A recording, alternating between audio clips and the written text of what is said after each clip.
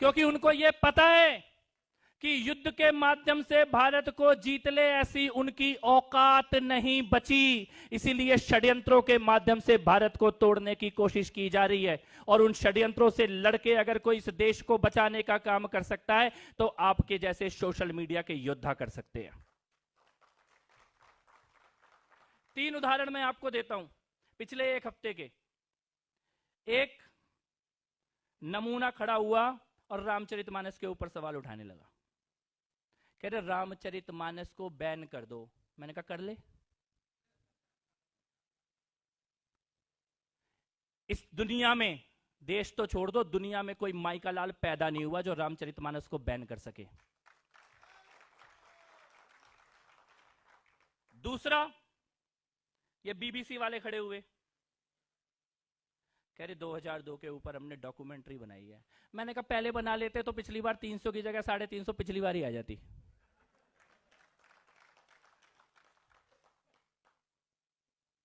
और तीसरा, जो अब अडानी ग्रुप के ऊपर।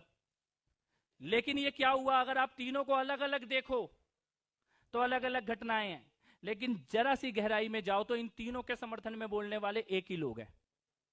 इन तीनों की बात करने वाले एक ही लोग हैं। जो रामचरितमानस का अपमान कर रहा है वही मोदी जी के ऊपर हमला कर रहा है, वही कह रहा है भारत के बड़े बड़े व्यापारियों को कमजोर होना चाहिए। सेम चेहरे हैं।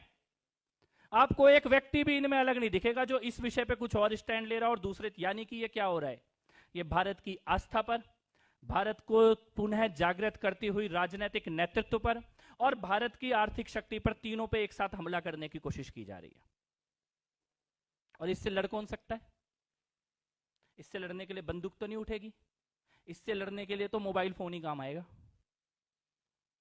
ये युद्ध है और ये युद्ध भाजपा के खिलाफ नहीं है, ये युद्ध मोदी जी के खिलाफ नहीं है, ये युद्ध भारत के खिलाफ है। मैं पप्पू हूं। हमने टोटी